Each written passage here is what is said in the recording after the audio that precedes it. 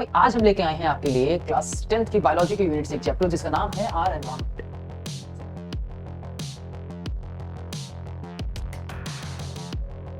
Hi learners, this is Gaurav Sharma, welcome to Kelvin. भाई आज हम लेके आए हैं आपके लिए क्लास 10th की बायोलॉजी के यूनिट से एक चैप्टर जिसका नाम है आर एनवायरनमेंट। सो ये चैप्टर जो है आर एनवायरनमेंट, हम इसमें देखेंगे कि किस तरह से एनवायरनमेंट्स में आपके कुछ फैक्टर्स मिलकर इकोसिस्टम को बनाते हैं और वो इकोसिस्टम हमारे एनवायरनमेंट को चलाने में या हमारे एनवायरनमेंट को बनाने में किस तरह से अपना रोल प्ले करता है। बहुत सारी टर्म्स हैं इसमें, बहुत सारी ऐसी चीजें हैं जिसके ऊपर दोनों ही कंपोनेंट्स जो हैं, अब चाहे वो लिविंग कंपोनेंट्स हो या फिर वो नॉन लिविंग कंपोनेंट्स हो, या मैं कहूं कि लिविंग फैक्टर्स हो या फिर नॉन लिविंग फैक्टर्स हो, दोनों ही एक दूसरे के ऊपर निर्भर रहते हैं या फिर दोनों एक दूसरे पे डिपेंड रहते हैं। तो चलिए देखते हैं इसमें कि आर एनवायरनमेंट में क्या ऐसा है जो हमें कुछ नया इसमें सीखने को बताएगा। तो ये है आपका एक स्प्रिंट जिसमें कि हम इस पूरे चैप्टर को कवर करेंगे इस आर एनवायरनमेंट को एक एक एक एक, एक पूरी की पूरी वीडियो के अंदर, राइट। चलिए तो देखते हैं इसमें क्या है। Let's begin. सबसे पहले यहां जो चैप्टर का नाम है एनवायरनमेंट, तो इस एनवायरनमेंट में हमारे आसपास जितनी भी चीजें आपको देखने को मिलती हैं, आपके आसपास आपके सराउंडिंग में आपको जितनी भी चीजें देखने को मिलती हैं, वो सभी आपके एनवायरनमेंट का एक पार्ट है, या फिर मैं कहूं कि वो सभी चीजें मिलकर आपके इस एनवायरनमेंट को बनाती हैं, जैसा कि आपको इस पिक्चर में दिख रहा होगा, राइट। सो अब ये सारी चीजें जो हैं, अब मैं इसमें कहूं कि ये जितनी भी चीजें आपको दिख रही हैं आपके आसपास, ये सभी में आपको कैसा दिखता है, ये सभी चीजें जो हैं इसमें आपकी कुछ एबायोटिक थिंग्स हैं और कुछ आपकी हैं इसमें बायोटिक, राइट। तो यानी कि हम कह सकते हैं, हम ये कह सकते हैं कि दोनों ही चीजें मिलकर, दोनों ही यानी कि बायोटिक और एबायोटिक कंपोनेंट्स मिलकर इसको बनाते हैं, राइट। क्या कह सकते हैं हम इसमें कि दोनों ही यानी कि बायोटिक यानी कि लिविंग और एबायोटिक यानी कि नॉन लिविंग थिंग्स मिलकर इस एनवायरनमेंट को हमारे बनाते हैं या इन कंपोनेंट्स को बनाते हैं। इन दोनों के बीच में एक इंटरेक्शन है, दोनों में, बायोटिक और एबायोटिक कंपोनेंट्स में, जिससे हमारा पूरा का पूरा एक इकोसिस्टम जो है वो बनता है या एक इकोसिस्टम जो है वो तैयार होता है। यानी दोनों के कंपोनेंट्स मिलकर हमारे इकोसिस्टम को बनाने में अपना रोल प्ले करते हैं, राइट। चलिए तो एक इकोसिस्टम में लिविंग कंपोनेंट्स डिपेंड होते हैं एक दूसरे पर फॉर देयर फूड, जिससे बनती हैं कुछ फूड चेन्स और फूड चेन से मिलकर बनते हैं फूड वेब। क्या कहती है ये लाइन हमें? ये लाइन हमें कहती है कि in an ecosystem living components depends on each other, right, for their food which give rise to food chains and food webs in nature. तो आप अपने सराउंडिंग देखते ही हैं कि किस तरह से जो एक ऑर्गेनिजम्स हैं वो एक दूसरे पर निर्भर होते हैं। भाई हम भी, जैसे हम देखते हैं कि we are dependent on animals and the plants for our food, तो इन फूड से मिलकर जो है एक फूड चेन्स बनती हैं और फूड चेन्स मिलकर फूड वेब का निर्माण करती हैं, राइट। ह्यूमन एक्टिविटीज जो हैं वो लीड करती हैं हमारे एनवायरनमेंट में कुछ प्रॉब्लम्स को, और वो प्रॉब्लम्स कौन सी होती हैं? वो प्रॉब्लम्स हैं किसको लेकर? पॉल्यूशंस को लेकर स्पेसिफिकली। वो प्रॉब्लम्स हैं कुछ ओजोन लेयर के डिप्लीट होने को लेकर, जिसके बारे में हम इसमें आगे पढ़ेंगे, जिसमें और बहुत ज्यादा अमाउंट में हम प्रोडक्शन करते हैं हर साल गार्बेज का, राइट। तो किस तरह का ये गार्बेज होता है या किस तरह के वेस्ट होते हैं, क्या होती है ओजोन लेयर, क्या होती है फूड चेन्स, कौन से होते हैं बायोटिक कंपोनेंट्स, कौन से होते हैं एबायोटिक कंपोनेंट्स, और कैसे मिलते हैं ये सारे फूड चेन मिलकर, कैसे बनती हैं फूड चेन्स, कौन कौन हिस्सा होता है फूड चेन्स का, एनर्जी क्या होती है, ये सारी चीजें हम इस चैप्टर के अंदर देखेंगे। तो आप इस वीडियो को आखिरी तक देखिएगा और उम्मीद करूंगा कि आपको ये चैप्टर जो है पढ़ने में मजा आएगा। चलिए अब आगे चलते हैं। तो जैसा कि आप इस पिक्चर में देख पा रहे हैं, यहां पर आपको क्या देखने को मिल रहा है? यहां बहुत सी ऐसी चीजें हैं जिसमें आपको बायोटिक और एबायोटिक कंपोनेंट्स देखने को मिलेंगे। क्या क्या देखने को मिलेगा? बायोटिक एंड एबायोटिक कंपोनेंट्स जो हैं वो आपको देखने को मिलेंगे, ठीक है जी। तो ये हमें पिक्चर वो बताती है। चलिए तो आगे चलते हैं हम इसमें इकोसिस्टम। सो इकोसिस्टम क्या है? That is interacting organism in an area together with the living constituents of the environment to form an ecosystem। अब इकोसिस्टम आप देखते हैं कि जैसे फॉरेस्ट है, फॉरेस्ट एक इकोसिस्टम है जहां पर जितने जीव जो रहते हैं, या मैं कहूं कि जो ऑर्गेनिजम्स हैं, लिविंग और नॉन लिविंग, वो एक दूसरे पर निर्भर है, राइट। एक फॉरेस्ट हो गया, वो एक इकोसिस्टम है। एक पॉन्ड हो गया, वो एक इकोसिस्टम है। एक ओशियन हो गया, एक समुद्र हो गया, वो एक इकोसिस्टम है अपने आप में। तो वहां जितने भी जो ऑर्गेनिजम्स हैं एक एरिया में, together with the non living constituents of the environment form an ecosystem. अब वाटर है, सॉइल है, लाइट है, ये सब किसके पार्ट हैं? ये एक नॉन लिविंग या फिर मैं कहूं कि एबायोटिक कंपोनेंट्स के पार्ट होते हैं, जिनको अभी हम आगे डिस्कस करेंगे। तो यानी कि ये चीज तो समझ आती है हमें कि एक इकोसिस्टम जो बनता है हमारा, वो इकोसिस्टम कैसे बनता है? एक इकोसिस्टम जो बनता है हमारा, हमें ये बात समझ आती है कि एक इकोसिस्टम दो फैक्टर से मिलकर बनता है, जिसमें हम बात करते हैं किसकी? बायोटिक फैक्टर्स के बारे में, और दूसरा हम लोग बात करते हैं किसकी? एबायोटिक फैक्टर्स के बारे में, राइट। तो जिससे निर्माण होता है किसका? जिससे बनता है हमारा इकोसिस्टम। तो ये बात तो हमें समझ आती है कि इकोसिस्टम कैसे बना। देन उसके टाइप्स में आप देखते हैं कि जो बाय नेचर बन रहे हैं, यानी कि नेचुरल इकोसिस्टम, और दूसरे जो हमारे आर्टिफिशियल वे में तैयार किए जाते हैं। जैसे आप देखते हैं एक्वेरियम, एक्वेरियम में क्या करते हैं हम? उसको एक आर्टिफिशियल वे में, उसमें ऑर्गेनिज्म ओरिजिनल है, उसमें एक लिविंग ऑर्गेनिज्म है, जैसे कि फिशेस ज्यादातर एक्वेरियम में रखते हैं आप। सो उसमें एनवायरनमेंट जो क्रिएट किया गया है वो एक मैन मेड, यानी मैन द्वारा किया गया है, इसलिए उसको आर्टिफिशियल इकोसिस्टम का नाम दिया जाता है। खेती करते हैं आप, खेती करना यानी कि जो आप या फिर जो गार्डन एरिया आप बनाते हैं, वो भी एक तरह का आर्टिफिशियल इकोसिस्टम का एक पार्ट होता है। जबकि फॉरेस्ट देखते हैं, लेक देखते हैं, या फिर जो आप ओशियन वगैरह देखते हैं, ये सभी जो हैं ये किसका पार्ट होता है? ये सभी पार्ट होते हैं हमारे नेचुरल इकोसिस्टम का, राइट जी। चलिए, तो ये फॉरेस्ट, लेक, ओशियन, और दूसरा crop field, aquarium and garden, तो ये सभी जो हमारे पार्ट होते हैं ये किसके हैं? नेचुरल इकोसिस्टम के। आगे हम देखते हैं यहाँ पे, जैसे कि हम बात कर रहे थे एबायोटिक कंपोनेंट्स और बायोटिक कंपोनेंट्स के बारे में, जिसमें कि प्लांट्स और एनिमल्स अपनी मुख्य भूमिका निभाते हैं, जबकि एयर, वाटर और लैंड जो होता है, या लाइट भी हम इसमें कह सकते हैं, और सॉइल जो कि लैंड के एरिया में आती है, यानी कि यहाँ पर सॉइल हो गया, और एयर में स्पेसिफिकली यहाँ लाइट का भी अपना रोल है, यहाँ लाइट का भी अपना रोल है। तो ये आपके एबायोटिक और बायोटिक कंपोनेंट्स हुए। फिर इसमें बात करते हैं जो प्लांट्स हैं, लाइक इसमें बायोटिक कंपोनेंट्स में आप देखते हैं प्रोड्यूसर, कंज्यूमर और डिकम्पोजर्स के बारे में। क्या देखते हैं हम इसमें देखते हैं प्रोड्यूसर, कंज्यूमर और डिकम्पोजर्स। आप जानते हैं कि जो प्रोड्यूसर्स होते हैं, है ना, फिल्म वाले प्रोड्यूसर नहीं, तो प्रोड्यूसर्स होते हैं, ये प्रोड्यूसर कौन होते हैं? ये हैं आपके ग्रीन प्लांट्स। कौन है ये हैं ग्रीन प्लांट्स हो गए हमारे, राइट जी, ठीक है। देन इसके बाद कंज्यूमर्स में जब हम देखते हैं तो यहाँ कार्निवोरस, ओमनिवोरस और पैरासाइट्स हमें देखने को मिलते हैं। हर्बीवोरस आप जानते हैं कि जितने भी जो ग्रास ईटर्स होते हैं, they all are herbivorous. Carnivorous आप जानते हैं जितने भी जो फ्लैश ईटर होते हैं या एनिमल्स का फ्लैश खाते हैं, एनिमल्स फ्लैश के ऊपर जो निर्भर रहते हैं, वो होते हैं कार्निवोरस। दूसरे ओमनिवोरस जो होते हैं वो बोथ होते हैं, यानी कि वो दोनों खाते हैं, एनिमल्स फ्लैश भी और ग्रास ईटर्स भी। जब हम बात करते हैं किसकी? पैरासाइट्स के बारे में, तो पैरासाइट्स दो तरह के होते हैं। नंबर वन चीज कि पैरासाइट्स को क्या चाहिए? तो हम देखते हैं कि पैरासाइट्स को क्या चाहिए। नंबर एक, उसे चाहिए शेल्टर, और नंबर दो, उसको चाहिए फूड।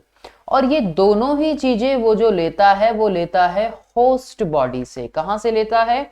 होस्ट बॉडी से। शाबाश। चलिए आगे। तो होस्ट बॉडी से अब दो टाइप में हम इसमें देखते हैं पैरासाइट्स को। एक आप देखते हैं एंडोपैरासाइट्स और दूसरे आप देखते हैं एक्सोपैरासाइट। एक्सो का मतलब जो आउटसाइड दी बॉडी रहते हैं। कहां रहते हैं? आउटसाइड दी बॉडी रहते हैं। जबकि जो एंडोपैरासाइट्स होते हैं वो इनसाइड दी बॉडी रहते हैं। कहां रहते हैं? Inside the body. तो इस तरह से इनके कई सारे एग्जाम्पल्स होते हैं। जैसे आप एंडोपैरासाइट्स के अंदर देखते हैं तो जैसे वॉर्म्स होते हैं कई, लाइक टेप वॉर्म्स हो गए, राइट, तो ये उनको अपना घर बना लेते हैं। एक्सोपैरासाइट्स में जैसे आप देखते हैं कि लिसिस जो होती हैं या फिर जो टिक्स होते हैं उनको हम इनको एक्सोपैरासाइट्स का एग्जाम्पल देते हैं। जानते हैं ना आप लोग बहुत बेहतर तरीके से, आपने पढ़ा भी होगा जब न्यूट्रिशन पढ़ा होगा लाइफ प्रोसेस में, तो वहां भी आपने एक पैरासाइटिक न्यूट्रिशन पढ़ा होगा, राइट, तो वहीं से वहां पर भी आपने सीखा होगा ये पैरासाइट्स के बारे में, राइट। तो चलिए, उम्मीद करता हूं कि यहां तक आपको अच्छे से समझ आया हो। अगर कोई चीज आपको समझ नहीं आती तो आप कमेंट सेक्शन में हमें बता सकते हैं। चलिए आगे, एबायोटिक कंपोनेंट्स और बायोटिक कंपोनेंट्स की कुछ लिस्ट है आपके सामने यहाँ, और उस लिस्ट को तो आप बहुत भली भांति जानते ही हैं। तो all the living components such as air, water, land, light, temperature, they और अदर एबायोटिक कंपोनेंट्स। जबकि जो एनिमल्स हो गए, बैक्टीरियाज हो गए, फंगस हो गए, प्लांट्स हो गए, ये सभी जो हैं ये किसका पार्ट है? ये बायोटिक कंपोनेंट्स का पार्ट है। चलिए आगे चलते हैं। So the basis of nutrition, जो बायोटिक कंपोनेंट्स की अभी हमने बात की, वो फर्दर डिवाइड किए जाते हैं, राइट, तो वो फर्दर डिवाइड किए गए हैं। तो आगे जब हमने इनको डिवाइड किया तो डिवाइड करने पे हम क्या देखते हैं कि कुछ आते हैं प्रोड्यूसर्स। तो प्रोड्यूसर्स में सारे जितने भी जो ग्रीन प्लांट्स हैं हम जानते हैं उनको कि all green plants and blue green algae, जिसको साइनोबैक्टीरिया के नाम से भी जाना जाता है, जिसको साइनोबैक्टीरिया के नाम से भी जाना जाता है। किसके नाम से? साइनोबैक्टीरिया के नाम से भी जाना जाता है। और कई बैक्टीरियाज यानी कि वो ऐसे होते हैं कि they are autotrophic in nature, right. Bacterias कई ऐसे होते हैं, वो कैसा न्यूट्रिशन होता है उनके पास? ऑटोट्रॉफिक होते हैं। वो कैसे होते हैं? ऑटोट्रॉफिक होते हैं, है ना जी। ऑटो का मतलब आप जानते ही हो, सेल्फ, एंड दूसरा आप यहाँ पे ट्रॉफिक जो वर्ड बना है वो बना है वर्ड ट्रॉफस से, जिसका मतलब होता है न्यूट्रिशन। ये चीज तो आप बहुत अच्छे से जानते हैं, है ना जी। चलिए, तो प्रोड्यूसर्स यहाँ पे जितने भी हो गए वो सारे अपने फोटोसिंथेसिस की प्रोसेस से अपने फूड को प्रोड्यूस करते हैं। कंज्यूमर्स जो होते हैं, consumers like animals, right, like us, तो they are dependent on producer directly और the indirectly for their food, right. तो डायरेक्टली कैसे डिपेंड होते हैं ये भी आप जानते हैं, है ना। तो डायरेक्टली में कैसे आप देखते हैं ये भी आप बहुत अच्छे से जानते हैं कि डायरेक्टली कैसे डिपेंड होते हैं, और इनडायरेक्टली कैसे डिपेंड होते हैं, ये चीज भी आप बहुत अच्छे से समझते हैं। और ये अगर मैं साधारण शब्दों में और बता दूं तो ये कहीं ना कहीं फूड चेन का हिस्सा होकर इनडायरेक्टली जो है उनके ऊपर डिपेंड रहते हैं। और ये जो है डायरेक्टली उनके ऊपर डिपेंड रहते हैं। जैसे कोई भी जो प्राइमरी जो कंज्यूमर होता है, प्राइमरी कंज्यूमर, वो डायरेक्ट इसको खाता है। क्या करता है? डायरेक्ट खाता है प्लांट्स को, ठीक है जी, खाता है प्लांट्स को। तो वो इस तरह से इसका हिस्सा होता है। ये बात आप बहुत अच्छे से जानते हैं। चलिए आगे चलें। फिर कंज्यूमर्स जो हैं वो फर्दर डिवाइडेड होते हैं हर्बीवोरस, कार्निवोरस और आपके ओमनीवोरस और पैरासाइट्स में। तो herbivorous plant eaters, goat, deer हो गए, और कार्निवोरस जो है वो फ्लैश ईटर्स होते हैं जिनके बारे में अभी हमने बात की। तो गॉट और डियर इसका एग्जांपल हो गए। कार्निवोरस में जो फ्लैश ईटर्स होते हैं, टाइगर हो गए, क्रोकोडाइल्स हो गए। ओमनीवोरस दोनों खाते हैं, eat both plants and animals like human, जो इसका एग्जांपल है, ठीक है जी। पैरासाइट्स मैंने आपको बताया कि live on the body of the host के ऊपर डिपेंड होते हैं, take food from it, right, इनसे फूड लेते हैं वो, लाइक लाइस की लिसिस के एग्जांपल बताया। कसकटा प्लांट जो हमने इसका एग्जांपल बताया वो भी इसमें आता है। दूसरा टिक्स का अभी हमने जिक्र किया था यहाँ पे, तो वो इसमें आता है। डिकम्पोजर्स क्या होते हैं? डिकम्पोजर्स ऐसे ऑर्गेनिजम्स होते हैं बच्चों जो सड़े गले पदार्थों को खाते हैं। सड़े गले पदार्थ मतलब कि मान लीजिए कि यहाँ कोई जो शेर की बॉडी है, या फिर यहाँ मैं कहूँ कि यहाँ किसी ऑर्गेनिज्म की जो है वो डेथ हो गई है, यहाँ कोई ऑर्गेनिज्म जो है वो मर गया है, राइट, यहाँ कोई ऑर्गेनिज्म जो है वो मर गया है। सपोज मान लीजिए यहाँ कोई ऑर्गेनिज्म जो है वो ये डेड ऑर्गेनिज्म है। सपोज ये माउस है, ये एक डेड माउस है, ठीक है जी। कैसा है ये एक डेड माउस है। तो ये डेड माउस पे क्या होगा कि जब इसकी बॉडी सड़ जाएगी तो इसके ऊपर कौन आक्रमण करेगा, इसके ऊपर बैक्टीरियाज आने शुरू हो जाएंगे, इसके ऊपर बैक्टीरियाज का अटैक होगा, इसके ऊपर जो है फंगस का अटैक होगा, इसके ऊपर जो है फंगस का अटैक होगा। इसको जो है जो वल्चर्स वगैरह होते हैं वो भी अपना शिकार बनाते हैं। कौन बनाते हैं? वल्चर्स वगैरह जो है वो भी अपना शिकार बनाते हैं। तो बेसिकली इस डेड माउस को जब ये मर जाएगा तो इसको जितने जब ये डिकम्पोज होने लगेगी इसकी बॉडी, तो डेड होने पे क्या होगी, धीरे धीरे किस तरफ जाएगी इसकी बॉडी, डिकम्पोज होने की तरफ जाएगी। किस तरफ जाएगी? डिकम्पोज होने की तरफ जाएगी। So include organism which decompose the dead plants and the animals like bacteria, fungi. तो यहां से ये क्या करते हैं, these helps in the replenishment of natural resources. तो ये उन डेड ऑर्गेनिज्म को सिंपली हम ये कह सकते हैं कि ये उनको ठिकाने लगाने में मदद करते हैं, राइट। उनको खत्म करने में ये उनको अपना शिकार बनाते हैं।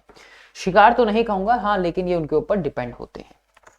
चलिए अगला आता है यहाँ पर फूड चेन। देखिए कितनी सुंदर फिगर जो है वो यहाँ पर दिखाई गई है, आपको सिर्फ समझाने के लिए आप तक ये पहुंचाई गई है। तो फूड चेन क्या होती है? That is a series of organism. Food chain क्या होती है? फूड चेन में हम क्या पढ़ते हैं? चेन का मतलब क्या होता है? चेन का मतलब होता है कड़ी से कड़ी जुड़ना। चेन का मतलब क्या होता है? कड़ी से कड़ी जुड़ना, राइट। इसको बोलते हैं हम चेन। लेकिन हम किसकी बात कर रहे हैं कि यहाँ हर एक फूड, यहाँ पर क्या लगा हुआ है, यहाँ पर फूड है, सबके ऊपर क्या है, यहाँ पर फूड प्रेजेंट है। तो ये ऑर्गेनिजम्स की फूड चेन है एक्चुअली, राइट। यहाँ पर ऑर्गेनिजम्स की फूड चेन है। तो आप देख सकते हैं कि फ्लावर जो है वो एक प्रोड्यूसर है और उसको खाया कैटरपिलर ने, और कैटरपिलर को खा गया फ्रॉग, और फ्रॉग को ले गया स्नेक, और स्नेक को ले गया आउल। तो यहाँ ये सभी जो है they are dependent on other. देखिए एक छोटी सी फूड चेन यहाँ पर भी बनी हुई है, जिसमें कि ग्रास जो है वो डियर जो है वो ग्रास को खाता है, और फिर डियर जो है वो लायन जो है वो डियर को खा जाता है। तो that is a food chain. You all know very well about this food chain, जहां ऑर्गेनिज्म जो है, डेफिनेशन याद रखिएगा, डेफिनेशन पूछ ली जाती है। तो फूड चेन एक सीरीज है ऑर्गेनिजम्स की, जहां पर एक ऑर्गेनिज्म दूसरे ऑर्गेनिज्म को खाता है या अपना शिकार बनाता है, राइट। तो फूड चेन में बहुत सारे स्टेप्स होते हैं। फूड चेन में बहुत सारे स्टेप्स होते हैं। क्या होते हैं फूड चेन में? फूड चेन में क्या होता है? तो यहाँ ये जो फूड चेन की बात कर रहे हैं, यहाँ पर एनर्जी ट्रांसफर होती है। एनर्जी ट्रांसफर होती है। क्या होती है यहाँ पे? एनर्जी ट्रांसफर होती है, राइट। यहाँ क्या हो रही है? ये आपकी यहाँ एक से दूसरे में, यहाँ से यहाँ, यहाँ से यहाँ, यहाँ से यहाँ, यहाँ से यहाँ एनर्जी ट्रांसफर हो रही है। क्या ट्रांसफर हो रही है? एनर्जी। तो हर एक एवरी स्टेप पर, these are the various steps. ये सभी क्या हैं यहाँ पर? ये सभी स्टेप्स हैं यहाँ पर। क्या है? ये सभी स्टेप्स हैं। तो इन हर एक स्टेप में जो है एनर्जी का ट्रांसफर देखने को मिलता है हमें, और एनर्जी ट्रांसफर होती है हर स्टेप पे, हर स्टेप पर। तो इसको हम क्या बोलते हैं? इसको हम बोलते हैं ट्रॉफिक लेवल। क्या बोलते हैं हम इसे? ट्रॉफिक लेवल, जहां पर हर स्टेप पे एनर्जी का ट्रांसफर होना दिखता है या होता है, जिसको हम ट्रॉफिक लेवल का नाम देते हैं। क्या यहां तक बात समझ आई है आपको? यहां तक समझ आइए। चलिए अब हम चलते हैं आगे। चलिए, तो flow of energy between trophic level. अब किस तरह से इन एनर्जीज का यहाँ पर फ्लो हमें देखने को मिलता है, हमें फ्लो देखने को मिलता है। तो फ्लो ऑफ एनर्जी ना food chain is unidirectional. Unidirectional का मतलब कि एक जैसी जो है, ये हमें यूनिडायरेक्शनल का क्या मतलब बताया गया है यहाँ पे? ये जो मतलब बताया गया है यूनिडायरेक्शनल, क्या है ये? यूनिडायरेक्शनल। तो यूनिडायरेक्शनल का मतलब not back flow, not back flow, right. ये कह सकते हैं। तो एक ही डायरेक्शन में जो है हमें स्टेप बाय स्टेप देखने को मिलती है। तो जैसे गॉट है, गॉट को खा गया कौन? डियर खा गया, और डियर को खा गया कौन? लायन खा गया, राइट। तो यहां से एनर्जी यहाँ गई, अब यहाँ से वापस तो नहीं आ सकती, तो खा गया इसको, और यहाँ से यहाँ चली गई, यहाँ से भी वापस नहीं आ सकती, तो यहाँ बैक हमें देखने को नहीं मिलता। तो इसलिए इसको यूनिडायरेक्शनल कहा जाता है। अब सवाल बहुत अच्छा है यहाँ पे। यहाँ जो ग्रीन प्लांट्स की बात की गई है, ये ग्रीन प्लांट जो है कितना एनर्जी कैप्चर करते हैं। देखिए इसके ऊपर सवाल आता है, ठीक है, इसके ऊपर एक न्यूमेरिकल आता है, वो भी मैं आपको कराऊंगा। तो यहां जो क्वेश्चन पूछा जाता है दिस इज इंपॉर्टेंट। कैसा है ये? इंपॉर्टेंट है। तो 10% लॉ यानी कि कैसा है? इंपॉर्टेंट है। तो 10% लॉ क्या कहता है हमें कि ओनली 10% ऑफ एनर्जी जो है वो ट्रांसफर होती है नेक्स्ट ट्रॉपिक लेवल पे। तो बाकी की जो 90% कहां जाती है वो लाइफ प्रोसेसेस के अंदर निकल जाती है। कहां निकलती है? लाइफ प्रोसेसेस में। देखिए एक नाम था जिसको हम बोलते हैं रेमंड लिंडमैन, ठीक है जी, रेमन लिंडामैन। तो रेमन लिंडेमैन ने क्या बताया था हमें? अच्छा, रेमन लिंडेमैन ने हमें क्या बताया था? ये बात है लगभग 1942 की। तो रेमन लिंडेमैन ने ये 10% लॉ जो था, ये 10% लॉ के बारे में बताया था। हालांकि चलिए अब इसमें जो मेन चीज है 10% लॉ में वो क्या है? वो है एनर्जी का ट्रांसफर होना। तो ये कहते हैं कि ओनली 10% एनर्जी जो है ट्रांसफर होती है हर एक ट्रॉफिक लेवल के अंदर। हर एक ट्रॉफिक लेवल में जो है सिर्फ मान लीजिए ये कोई ट्रॉफिक लेवल्स हैं, तो यहां से यहां से यहां सिर्फ 10% जो है ईच ट्रॉफिक लेवल में, ईच ट्रॉफिक लेवल में, ईच ट्रॉफिक लेवल में ट्रांसफर होगी, लेवल में ट्रांसफर होगी। ठीक है जी, क्या ये बात क्लियर है? तो बाकी का सवाल यह है, बाकी की कहां गई? तो ये जो 90% एनर्जी है ये लाइफ प्रोसेसेस के अंदर यूज हो जाती है। कहां यूज हो जाती है? लाइफ प्रोसेसेस को कंप्लीट करने में ये एनर्जी जो है वो खर्च हो जाती है, लाइफ प्रोसेसेस में खर्च होती है। ठीक है, तो जैसे कि आप देखते हैं प्रोसेस रेस्पिरेशन की, आप प्रोसेस देखते हैं, है ना जी, आप रेस्पिरेशन की प्रोसेसेस देखते हैं, आप डाइजेशन की प्रोसेस जो होती है, ये सारी एक्सेट्रा एक्सेट्रा। तो जितनी भी जो प्रोसेसिंग है यहाँ हमारी ये खर्च हो जाती है इसके अंदर। आगे देखते हैं। So due to this gradual decrease in energy, food chains contain 3 to 4 trophic level. Trophic level का अभी मैंने आपको मतलब बताया। क्या मतलब बताया अभी ट्रॉफिक लेवल का? ट्रॉफिक लेवल का अभी हमने यहाँ पर मतलब पढ़ा। क्या मतलब हमने पढ़ा? कि जहां एनर्जी ट्रांसफर होती है हर स्टेप के ऊपर, जहां पर एनर्जी ट्रांसफर होती है हर एक स्टेप पे, राइट, यही हमने पढ़ा। तो due to this gradual decrease in energy, energy क्या होती है? धीरे धीरे डिक्रीज होने लगती है। हर एक फूड चेन में, हर एक ट्रॉफी लेवल पे एनर्जी क्या होती है? डिक्रीज होती है। ये चीज आपको ध्यान रखनी है। तो देखिए अगर प्रोड्यूसर ने 1000 किलो जूल एनर्जी है ना, तो किलो जूल क्या है यहाँ पे? What is this is kilo joule. क्या है ये? Kilo joule. तो जूल तो आप जानते हो ना, जूल क्या होती है? That is the SI unit of energy. क्या होती है? SI unit of energy. ये तो आप जानते हैं ना बात। Very good. चलिए आगे देखते हैं। तो देखिए हर एक स्टेप पे सिर्फ 10% जो है वो ट्रांसफर हो रहा है। सभी पे 10% जो है वो ट्रांसफर हो रहा है। ठीक है जी, तो ये हो गए हमारे ट्रॉफिक लेवल हो गए। अब आप आगे देखते हैं इसमें कि डिकम्पोजर्स क्या करते हैं, रिसाइकलिंग क्या हो रही है यहाँ पे। तो सन से सिर्फ 1% आप इन्होंने लिया, देन उसके बाद हर एक ट्रॉफिक लेवल पे जो है 10%। यहाँ पे मान लीजिए यहाँ पे 100% है तो यहाँ पे 10% गया, देन 1% एंड उसके बाद 0.1% एंड 0.01% जो है वो ट्रांसफर हुआ। तो that is called the 10% transfer होना हर एक ट्रॉफिक लेवल के ऊपर। फिर आता है यहाँ इंपॉर्टेंट पॉइंट एक, जिसपे सवाल पूछ लिया जाता है। ये इंपॉर्टेंट है एंड बायोलॉजिकल मैग्निफिकेशन का। सिंपली अगर मैं कहूं कि हर एक ट्रॉफिक लेवल में टॉक्सिन का ट्रांसफर होना। बायोलॉजिकल मैग्निफिकेशन क्या है यहाँ पे? टॉक्सिन का ट्रांसफर होना, टॉक्सिन का ट्रांसफर होना, सिंपली वर्ड्स में सिर्फ इतना, टॉक्सिन्स का ट्रांसफर होना। तो यहाँ जो टॉक्सिन्स हमें इसकी बॉडी में देखने को मिल रहे हैं वो ही हमारे हर एक स्टेप में ट्रांसफर हो रहे हैं। जैसे मान लीजिए यहाँ कुछ स्मॉल बैक्टीरियाज वगैरह हैं वाटर के अंदर, मान लीजिए कोई बैक्टीरियाज वगैरह है, राइट, या फिर कोई भी प्लैंक्टन्स हैं या जो भी हैं, तो उनको खा गए ये जू प्लैंक्टन्स। तो जितना यहाँ पे वाटर बॉडी के अंदर और जितना इस ऑर्गेनिज्म में, या कोई ऑर्गेनिज्म है ये लोअर, तो जितना इसके अंदर टॉक्सिन था वो यहाँ इसके अंदर सप्लाई हो गया, इनको खा लिया जूप्लैंक्टन्स ने। तो अगर सपोज मान लीजिए यहाँ पे 0.इतने पार्ट पर मिलियन, पीपीएम क्या बताता है हमें, what is PPM here, this is part per million. क्या होता है ये, पार्ट पर मिलियन। क्या होता है ये, पार्ट पर मिलियन होता है। तो इतना जो है वो ट्रांसफर हमें देखने को मिल रहा है। तो अब देखिए 0.4% यहाँ पे 0.04 पार्ट परसेंट जो है जूप्लैंक्टन्स में ट्रांसफर हो गया। अब इसको खा गया, जूप्लैंक्टन्स को खा गए स्मॉल फिश, है ना जी।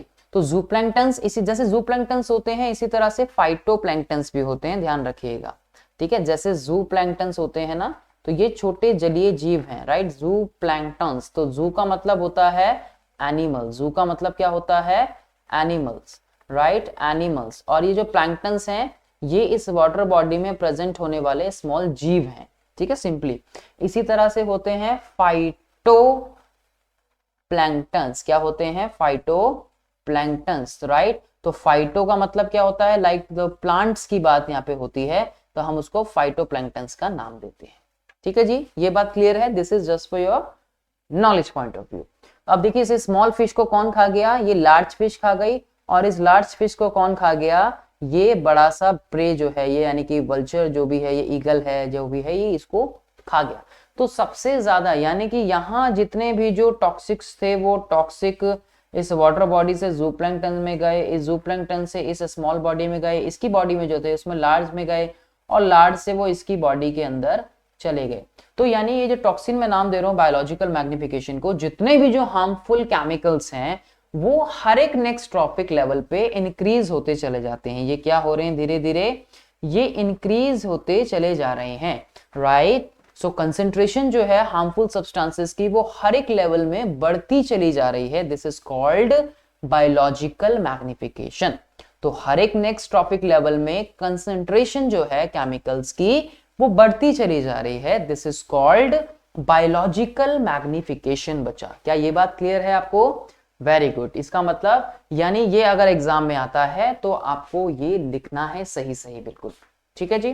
तो मैक्सिमम कंसेंट्रेशन जो है इन केमिकल्स की कहां एक्यूमुलेट होगी, दैट एक्यूमुलेटेड इन ह्यूमंस। अब सवाल ये कि ह्यूमन बॉडीज में क्यों होगी, क्योंकि ह्यूमन ऑक्यूपाई करता है top level in any food chain. कोई भी फूड चेन होगी उसमें जो ह्यूमन है वो कहां होगा, वो हमेशा टॉप लेवल पे प्रेजेंट होगा इन एनी फूड चेन। ये बात आपको ध्यान रखनी है, ठीक है जी। चलिए आगे चलते हैं, क्या ये बात क्लियर है, चलो आगे चलते हैं। फिर आती है फूड वेब। जैसे अभी हमने फूड चेन्स की बात करी, तो अब आती है फूड वेब। फूड वेब में हम क्या देखते हैं कि हमारे नेचर में बहुत large number of food chains जो है वो क्या होती हैं, आपस में इंटरकनेक्टेड होती हैं। जैसा कि आप यहाँ पे इनको इंटरकनेक्टेड होता हुआ देख सकते हैं। इस डायग्राम में आपको ये इंटरकनेक्ट होती हुई दिख रही होंगी, इस डायग्राम में आपको ये इंटरकनेक्ट होती हुई दिख रही होंगी। तो यही क्या फॉर्म करती हैं, जितनी भी फूड चेन्स मिलती हैं वो बनाती हैं फूड वेब को, राइट। तो देखिए जैसे अब यहाँ छोटा सा एक एग्जांपल हम ले सकते हैं। अगर कोई माइस है तो उस माइस को ईगल भी खा सकता है ना, उसको स्नेक भी खा सकता है। अब प्लांट को खाया ग्रास ओपर ने, ग्रास ओपर को खा गया फ्रॉग, फ्रॉग को खा गया स्नेक, स्नेक माइस को भी खा सकता है, ईगल माइस को भी खा सकता है, ईगल रैबिट को भी ले सकता है, ईगल स्नेक को भी ले सकता है। माइस ने खाया प्लांट को और ईगल खा गया माइस को। तो यहाँ ये जो फूड चेन्स हैं, यहाँ हमें क्या देखने को मिल रहा है, ये सारी फूड चेन्स जो आपस में क्या हो रही हैं, अगर ये कोई एक फूड चेन है तो ये आपस में सारी जुड़ती चली जा रही हैं, राइट। क्या हो रही हैं, जुड़ रही हैं यहाँ पे ये, राइट। तो इसी को हम क्या बोलते हैं, फूड वेब का नाम देते हैं, जैसा कि आपको इस फिगर में दिखने को मिल रहा है। क्लियर है ये बात, चलिए आगे चलते हैं। सो एनवायरमेंटल प्रॉब्लम्स क्या होती हैं, एनवायरमेंटल प्रॉब्लम्स का मतलब क्या होता है कि एनवायरमेंट में जो भी चेंजेस हमें देखने को मिल रहे हैं, ठीक है। देखिए प्रॉब्लम्स यानी ये जो एनवायरमेंटल प्रॉब्लम से ये जो वर्ड बनी है, तो चेंजेस का मतलब बदलाव होना, और बदलाव ऐसे जो हमारे लिए, चेंजेस ऐसे जो हमारे लिए सही ना हो, है ना जी, जो हमारे लिए सही ना हो, इस तरह के चेंजेस जो है वो हेल्थ के लिए हमारे इशू बनते हैं। तो ये सारी चीजें जो सही नहीं है, जैसे कि हम बात करते हैं यहाँ पे पॉल्यूशन के बारे में, है ना। तो एक पॉल्यूशन इसमें मेन चीज है। दूसरा आप इसमें देख सकते हैं कि डिफॉरेस्टेशन भी इसको जो है वो लीड करता है, ठीक है। तो कहीं ना कहीं ऐसे चेंजेस जो ह्यूमंस के लिए ठीक नहीं है, और ये जो चेंजेस हैं ये अफेक्ट हमें ही करते हैं और होते भी हमारी ही एक्टिविटीज की वजह से हैं, राइट। ये बात क्लियर है। चलिए, तो वो एनवायरमेंटल प्रॉब्लम्स में आते हैं। जैसे कि एक जो देखा गया था वो क्या था, वो आपके सामने एक फिगर आपको दिख रही है। तो एक वर्ड आता है यहाँ पे ओजोन लेयर। तो ओजोन लेयर एक प्रोटेक्टिव ब्लैंकेट का काम करती है, जो कि हमारे इस अराउंड, हमारी अर्थ के सराउंडिंग प्रेजेंट होती है, आपको देखने को मिल रहा होगा, राइट। तो ये क्या है, ये एक ओजोन लेयर आपको यहां पर देखने को मिल रही है, ठीक है जी। ओजोन लेयर का फंक्शन तो आप लोग जानते ही है, तो that is the ozone layer. ये ओजोन लेयर आपको देखने को मिल रही है। सन की तरफ से जो अल्ट्रा वायलेट रेज आती हैं उनसे बचाने का काम करती है ये हमें ओजोन लेयर। तो ultraviolet C rays, ultraviolet A rays, ultraviolet B rays, right. Ultraviolet rays थोड़ी सी हमारे लिए हार्मफुल होती हैं, उसमें से रेडिएशंस निकलती हैं सनलाइट की तरफ से। तो ये रेडिएशन से बचाने के लिए, प्रोटेक्ट करने के लिए, और हमें बहुत सारी बीमारियों से बचाने के लिए, कैटरेक्ट जैसी बीमारी हैं, प्लांट्स के लिए हार्मफुल है, सॉइल को इनफर्टाइल बना सकती हैं, स्किन कैंसर तक कर सकती हैं, आईज में कैटरेक्ट कर सकती हैं, इनसे बचाने के लिए क्या है हमारे पास, ओजोन लेयर होती है। लेकिन कई बार ह्यूमन एक्टिविटीज की वजह से इस ओजोन लेयर में डिप्लीशन होने लगता है, जिसका एक मुख्य कारण था एक टाइम पहले क्लोरोफ्लोरोकार्बन का होना। देखते हैं किस तरह से, अभी उसमें हम बात करेंगे। ओजोन का जो फॉर्मूला है वो आप जानते हैं कि ओजोन का फॉर्मूला क्या है, O3। ये एक लेयर प्रेजेंट है हायर लेवल ऑफ एटमॉस्फेयर में, यानी कि अभी बताता हूं कि ये स्ट्रेटोस्फेयर में भी कहां। तो it is a deadly poison at ground level. वहीं ठीक है, ये ग्राउंड लेवल पे ये एक पॉइजन का काम करती है। तो अब देखिए, जैसे कि हमने यहाँ पे बात करी स्ट्रेटोस्फेयर के बारे में, तो आप देख सकते हैं कि ये कहां पर प्रेजेंट हैं। जैसे अभी हमने इस फिगर में बात करी, हमने इस फिगर में क्या बात करी, हमने बात करी कि that is layer present higher level of atmosphere like stratosphere के पास। तो देखिए जरा, ये कुछ लेयर्स होती हैं जो मिलकर आपके इस पूरे जो एटमॉस्फेयर हो या फिर पूरा जो हमारा बायोस्फेयर है, जो मिलकर इनको बनाने में अपना रोल प्ले करती है। तो देखिए ट्रोपोस्फेयर, कुछ एक्टिविटीज ऐसी होती हैं जो हमें सिर्फ ट्रोपोस्फेयर्स में ही या ट्रोपोस्फेयर में ही देखने को मिलती हैं। चलिए जानते हैं, थोड़ी सी नॉलेज और ली जाए, कौन कौन सी एक्टिविटीज है। आप देख रहे हैं कि जो ओजोन लेयर, सबसे पहले ओजोन लेयर को सेपरेट कर लेते हैं। ये रही हमारी ओजोन लेयर, ठीक है जी, ये हो गई हमारी ओजोन लेयर। अब देखिए ओजोन लेयर के नीचे क्या है, ट्रोपोस्फेयर। इस ट्रोपोस्फेयर में आप देखते हैं कि ये सारी एक्टिविटीज जो हैं या फिर जो प्लेन है ये हमें देखने को मिल रहे हैं। ये जो एरोप्लेन है ये हमें इसी लेयर में देखने को मिल रहे हैं, इसी रीजन में, राइट, ट्रोपो। तो अब उसके बाद हम देखते हैं यहाँ पे स्ट्रेटोस्फेयर। तो देखिए कितने सारे जो, फिर मेसोस्फेयर आती है, फिर स्ट्रेटोस्फेयर है, कितनी सारी जो एक्टिविटीज हैं, लाइक ये लड़ाकू विमान जो आपको दिख रहा है कुछ इस तरह का, ये कहाँ आपको ट्रोपोस्फेयर से भी ऊपर आपको देखने को मिल रहा है। ये कुछ आपको मेट्रॉइड्स वगैरह कुछ देखने को मिल रही हैं, जो कि आपको मेसोस्फेयर लेयर के अंदर देखने को मिल रही हैं, है ना जी, मिल रही है ना। चलिए, फिर आपको ये एक सैटेलाइट मिल रही होगी, ठीक है, जो कि आपको थर्मोस्फेयर लेयर में देखने को मिलती है, जिसको हम कर्मन लाइन भी बोलते हैं, जो एक क्रॉस कर जाती है। ये सैटेलाइट्स वगैरह आपको वहां देखने को मिलती है उस रीजन में, राइट, ये वहां आपको देखने को मिलती है। फिर आपको रॉकेट दिख रहा होगा, और रॉकेट आपको दिख रहा है कि ये कहाँ, एक्सोस्फेयर रीजन में कैसे कहाँ पे आगे निकल चुका है। तो ये this is just for your knowledge कि कौन सी एक्टिविटी किस लेयर में हमें देखने को मिलती है। चले आगे, वेरी गुड। चलिए, अब फॉर्मेशन ऑफ ओजोन मॉलिक्यूल कैसे बनता है, कि जैसे आप जानते हैं कि एक हाई एनर्जी यूवी रेडिएशन जो है ब्रेक डाउन करती है O2 मॉलिक्यूल्स को इनटू फ्री ऑक्सीजन एटम। तो इस तरह से ये ब्रेक डाउन करके क्या फॉर्म करता है वो भी हमें यहाँ पर देखने को मिल रहा है, ठीक है जी। तो अभी हमने जैसे O3 मॉलिक्यूल के बारे में बात की, तो ये जो ऑक्सीजन एटम जो कंबाइन होता है, क्या कहा मैंने कि जो हाई एनर्जी यूवी रेडिएशंस होती हैं वो ब्रेक डाउन करती हैं O2 मॉलिक्यूल्स को एक फ्री ऑक्सीजन एटम में। तो यहां से ये बना, यहां से जैसे ये O2 बना तो ये ऑक्सीजन एटम जो है कंबाइन करते हैं ऑक्सीजन के साथ मॉलिक्यूल और फॉर्म करते हैं एक ओजोन मॉलिक्यूल का, जिससे बनता है ये O3 मॉलिक्यूल। कि कई बार रिएक्शन जो है, ये छोटी सी रिएक्शन जो है 1 मार्क में पूछ ली जाती है, ठीक है, तो आपको इसको थोड़ा सा ध्यान में रखना है। देन आता है कारण डिप्लीशन ऑफ ओजोन लेयर, कि क्यों ये लेयर जो है वो डिप्लीट होने लगी या खत्म होने लगी, जो कब हुआ। सबसे पहले ये जानकारी आपको, ये डेटा आपके पास होना चाहिए, ये डेटा आपको पता होना चाहिए, डेटा पता होना चाहिए, ध्यान रखिएगा, डेटा आपको पता होना चाहिए। तो decrease in the thickness of ozone layer over Antarctica was first observe in 1985। बहुत छोटी क्लास से आप लोग ये पढ़ते आते हैं। And was terms as ozone hole, जिसको नाम दिया गया ओजोन होल। अब इसने क्या डिक्रीज किया, that was linked to excessive use of synthetic chemicals. कौन कौन से सिंथेटिक केमिकल्स थे जो रेफ्रिजरेटर्स में, एयर कंडीशनर्स में, फायर एक्सटिंग्विशर्स में जिनका यूज किया जाता था, वो था क्लोरोफ्लोरोकार्बन। तो इसका 1 नंबर में नाम पूछ लेते हैं कि, और मैं जानता हूं कि ये वाला टर्म आप बहुत अच्छे से बहुत पहले से पढ़ते आए हैं, तो ये चीज आपको पता है। तो CFC chlorofluorocarbon which is used in refrigerators, ACs etcetera. अब united nation of environment programme यानी कि UNEP ने united nation of environmental programme ने, UNEP ने सक्सीड किया in forging an agreement to stop, एक अग्रीमेंट साइन हुआ किस चीज के लिए, to stop CFC production at 1986 level. इसको हमने नाम दिया क्योटो प्रोटोकॉल का नाम दिया। किसका नाम दिया, क्योटो प्रोटोकॉल का नाम इसको दिया गया, जिसके बाद इन गैसेस के ऊपर बैन लगा दिया गया। तो आज के टाइम पे हमारे पास बहुत सी अदर गैसेस है, लाइक R16 है, R24 है, इस तरह की कुछ गैसेस को जो है यूज किया जाता है, रेफ्रिजरेटर हो या एसीज हो, उन सभी में। I guess I am sure कि R16, R22, R32, R30 like इस वे में कुछ गैसेस होती हैं जिनका इस्तेमाल किया जाता है इनके छोड़ के।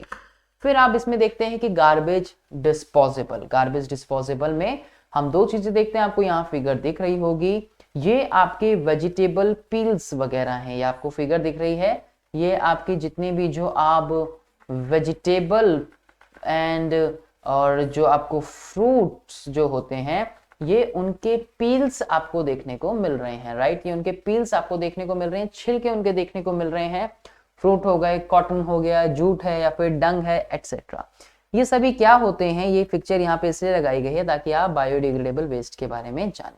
तो ये होते हैं कौन से, biodegradable waste. So improvement in lifestyle have resulted in accumulation of large amount of waste material. जिस तरह का लाइफस्टाइल चेंज हुआ है उसी से अलग अलग तरीके के वेस्ट मटेरियल जो है वो एक्यूमुलेट होने लगे हैं। तो गार्बेज जो है वो कंटेन करता है कुछ टाइप्स ऑफ मटेरियल।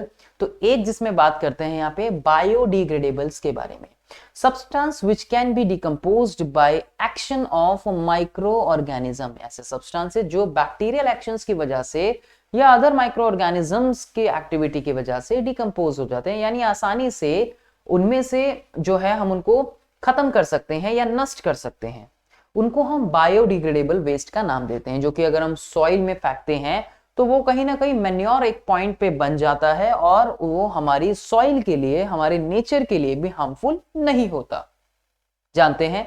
तो ये सभी फ्रूट्स और वेजिटेबल पील से मिलकर बनता है और आगे जाके हम इसको मैन्योर की फॉर्म भी दे सकते हैं, राइट।